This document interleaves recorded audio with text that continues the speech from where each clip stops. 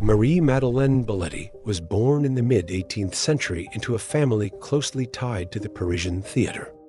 From childhood, she grew up among actors and stage sets.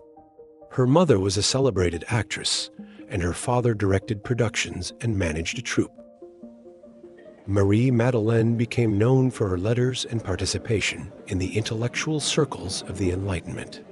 Her correspondence with Voltaire remains a testament to wit and sensitivity. After her mother's death, she married and withdrew from the stage, but kept her influence in cultural salons. She was called a voice of subtle irony in an age of grand words. Her insights were said to be as sharp as her style.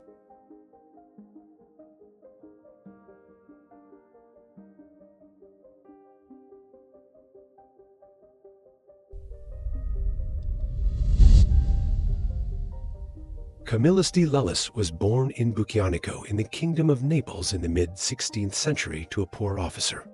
In his youth, he served in the army, became addicted to gambling, and soon lost everything. After injuring his leg, he ended up in Rome's St. James Hospital. There began his path to transformation. Camillus de Lellis devoted his life to caring for the sick, founding the Camillian Servants of Mercy. He reformed hospital care, elevating the dignity and spirituality of service. Canonized for his saintly life, he became the patron of the sick and healthcare workers. He was called a healer of souls, curing through compassion. Even in suffering, he taught that to serve is to love.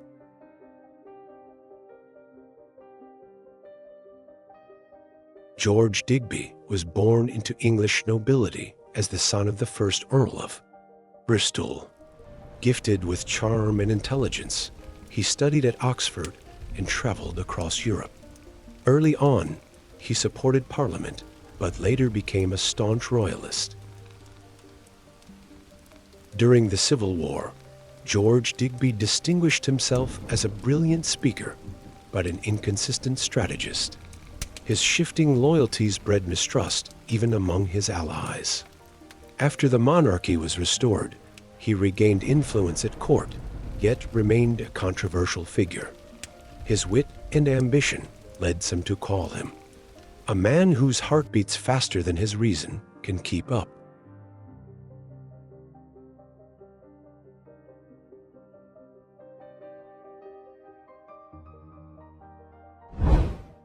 Hurrem Sultan, known in Europe as Roxalana, was born in Rohatyn to a Christian priest's family.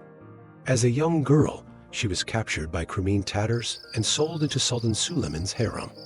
After converting to Islam, she received the name Hurrem, meaning joyful. Her journey took her from slavery to the heights of power in the Ottoman Empire. Hurrem became the first official wife of a sultan, breaking centuries of custom.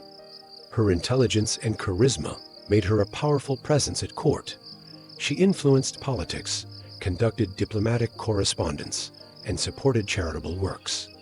Her contemporaries called her the joyful sovereign of hearts, a woman who ruled through love rather than fear. Titian's portrait conveys not only her beauty, but the strength that reshaped the system.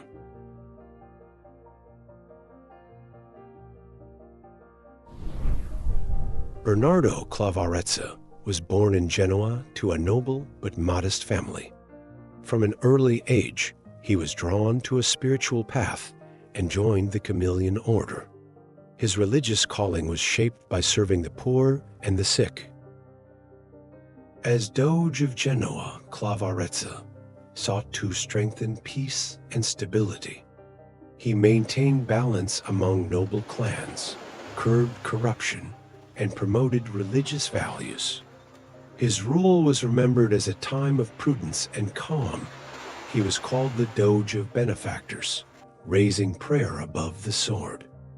After his term ended, he retired to a monastery, where he led a secluded and devout life, filled with prayer and reflection on the fate of the Republic.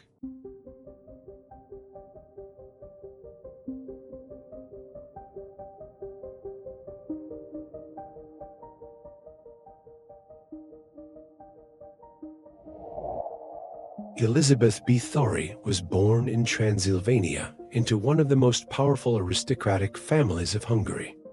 She received an excellent education and spoke several languages. She married Count Ferenc Andasti and moved to the Szechty Castle. After her husband's death, Báthory was accused of torturing and killing hundreds of girls. The trial proceeded without her presence, but the testimonies were horrifying. Historians still debate whether she was a monster or a victim of political conspiracy. She was dubbed the Blood Countess, and her grim fame turned her into a legend and a subject of novels.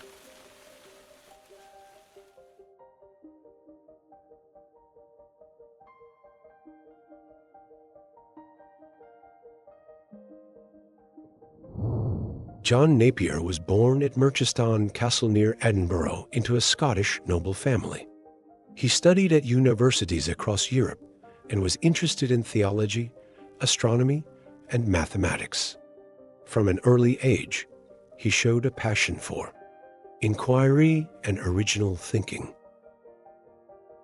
Napier went down in history as the inventor of logarithms, a discovery that greatly simplified calculations and became a scientific breakthrough.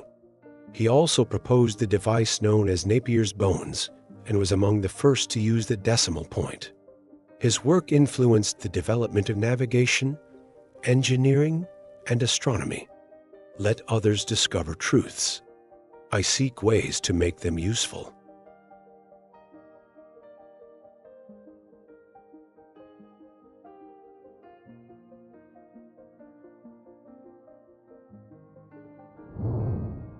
Philippa of Lancaster was born in Leicester, England, the daughter of John of Gaunt and Blanche of Lancaster. As a member of the royal Plantagenet family, she grew up amid the political storms of medieval England. She married King Ju, the first of Portugal, strengthening the enduring alliance between England and Portugal. Philippa of Lancaster became a beloved Queen of Portugal, known for her wisdom, piety, and diplomatic grace. She took part in state affairs and raised her children with a sense of duty and learning, including the future Henry the Navigator. She was called the guiding light of the royal court, uniting England and Portugal in a union of reason and faith.